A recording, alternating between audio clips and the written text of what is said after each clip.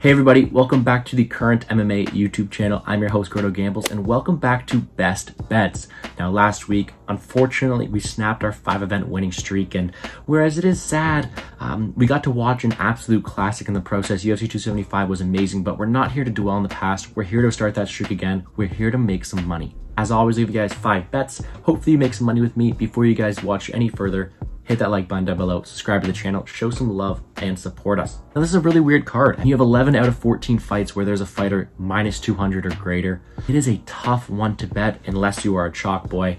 And where usually I may be a chalk boy, I'm looking for value for you guys. I want to make money. I want to find some big plus money numbers, but let's get her started. I'll talk about the main event briefly because I do have a play there. First play on this one is going to be Calvin Kattar 4-5 or decision. Get this one at FanDuel plus 105.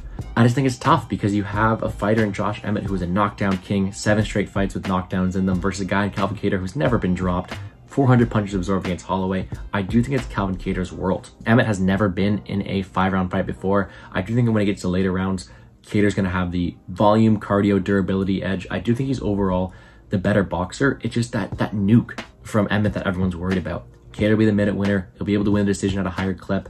If you're scared of this not hitting, hedge with a little bit of Emmett by KO because I think that's his major win condition.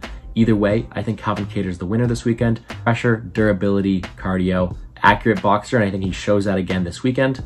Also a decent parlay piece if you are into parlays this weekend. All right, next up, let's get some violence in here. I'm liking Duraev and Buckley fight not to go the distance. You can get it currently at minus 175 or even play the under at minus 150. That's what I'm going to play. Under 2.5 minus 150 is going to be the play for us today. Now, you have the guy, Joaquin Buckley. He's known for his sensational viral KO over Impa Castagne. You guys have all seen it. Absolutely spectacular, but he does have a lot of power in his hands. That was not his only finish. Facing guy Duraev, who's the complete opposite. A guy who's a ground fighter. Not the best striker, but really deadly on the ground. I think it's a striker versus grappler matchup. Duraev been knocked out before by Ramazan Emeev, a guy who doesn't have the most knockout power. And Buckley's also been controlled.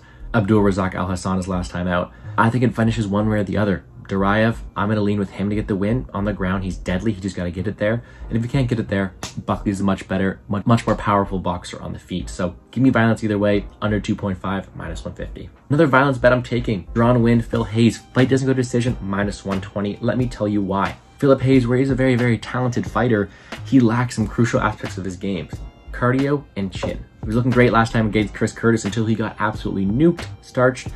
And it's not the first time. Julian Marquez knocked him out. Dana White Contender Series, been knocked out in the regional scene. And whereas that isn't the biggest problem against Deron Winn does throw heat. I'm not saying that's exactly how the fight finishes. I do think Phil Hawes is a better fighter here. He will have the power advantage, the size advantage, the strength advantage. But instead of playing Philip Hawes inside the distance, I'm taking the under purely due to the fact that Deron Winn's going to push a pace. He's going to swing hooks. He's going to look for that finish. And if anyone can slip on a banana peel and get finished, it's going to be Phil Hawes.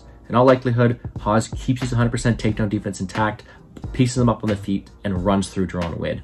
But in this world where Deron Winn is this world-class wrestler and he does take him down, that cardio of Hayes can go just like that. Both guys have been finished. Both guys have the clear path to victories. Give me violence either way. I think minus 120 is way too short. All right, let's get to some plus money figures. Cody Stamann, Eddie Wineland.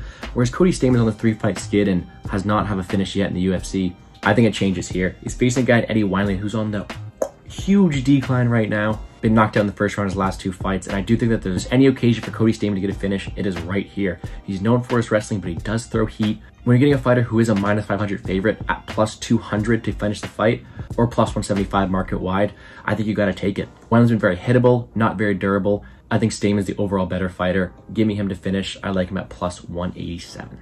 Now, before I get to my 5th and final play, if you guys are looking for parlay pieces, I like Kattar, I like Holland, I like DePaula, funny enough, and I like Kyle Dawkins. Let's look for one more plus money number. Let's not go crazy on this line. I just think it's a little wide. I'm going to roll with my man Lou Betshit. I'm going to take Danny Chavez by decision. Now, he's a huge underdog, and you could just take his money line, but at plus 550 for him to win a decision, I just think that is way too wide. He's going to have decent pressure. He's going to have great leg kicks. I do think he keeps it very, very competitive on the feet. Decent takedown defense as well. I just think this fight's a lot closer than the line does entail.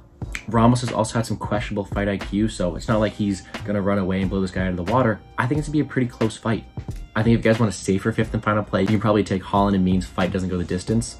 But I'm liking this one, plus 550. Give me Danny Chavez by decision. All right, that's going to do it for me here on the Current MMA YouTube channel. If If you guys want to know more about what I'm playing, check me out on Twitter at GamblesGordo or on YouTube myself at Plays and Fade Sports. Nice, short and sweet video for you guys as always. Make sure to show some love, hit the like button down below, subscribe to the channel, and let's make some money, guys.